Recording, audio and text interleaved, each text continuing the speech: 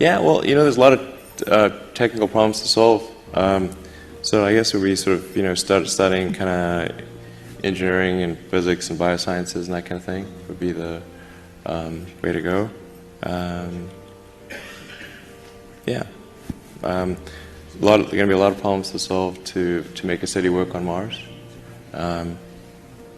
We were thinking of just as sort of a semi-joke, putting a job description on our website for urban planner in brackets Mars. There's going to be just a tremendous amount of problems to solve. There's just a lot of building and problem solving. So those are like the right, skills to work on if someone's interested in going beyond Earth or space in general. The other thing I'd say is that if you're creating a company or if you're joining a company, the most important thing is to attract great people. So either join a group that's amazing that you really respect, or if you're building a company, you've got to gather great people. I mean, all a company is a group of people that have gathered together to create a product or service. And so depending upon how talented and hardworking that group is and the degree to which they are focused cohesively in a good direction, that will determine the success of the company. So do everything you can to gather great people if you're creating a company.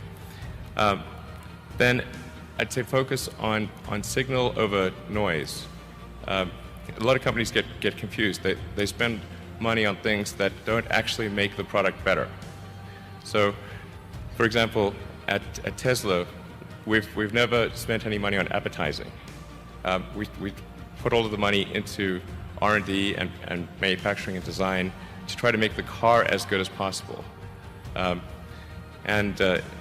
think that's the way to go. So for any given company, just can keep thinking about, are these efforts that people are expending, are they resulting in a better product or service? And if they're not, stop those efforts.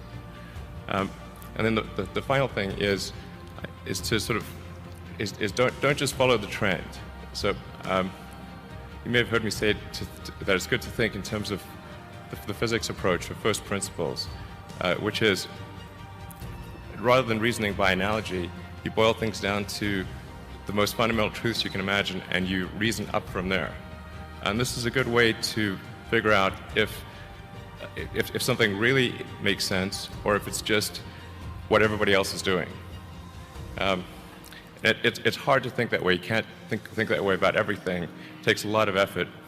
But if you're trying to do something new, it's the best way to think.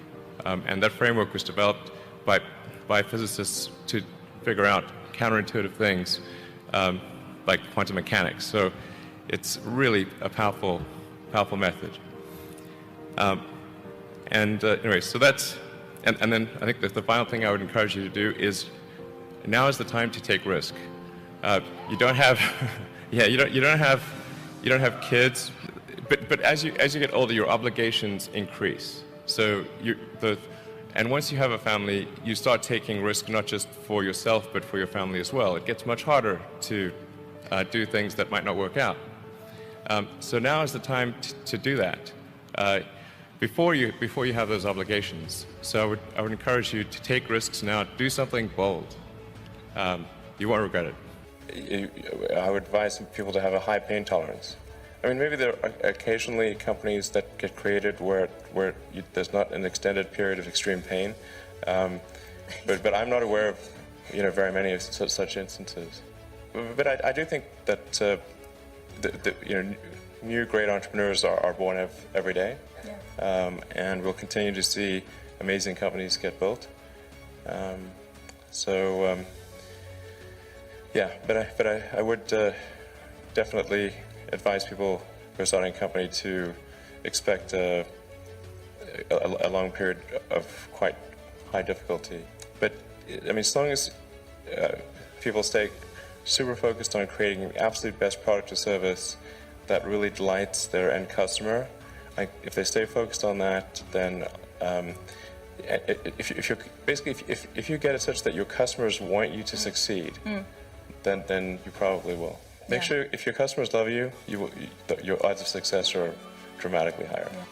Well, I think there's a lot of opportunity in general in electrification of transport. So electric aircraft, I think there's a lot of opportunity there. I think in genetics, although that's sort of a thorny area, but I think that's in terms of solving some of the more intransigent diseases, genetics are really key to solving those. I mean, I think I think it would make far fewer mistakes, obviously, if I could go, like, here's a list of all the dumb things you're about to do, please do not do them. It'd be a very long list, and like, here, let me write it down or something, I mean, hindsight's 20/20, so it's hard to say. I mean, I've made so many foolish mistakes, I lost count, honestly. If the schedule's long, the design is wrong. We've overcomplicated the design many times, and I think we should have just gone with a simpler design. With the acid test being, how long will it take for this to fly? And if it's going to take a long time, don't do it. Do something else. Sometimes you should say no to things that you don't. Like the original Falcon 1 team, which did the fairing, tanks, engines, everything pretty much, was maybe a little over 100 people. Okay. And now SpaceX is like 6,000 people, I think, something like that. So really just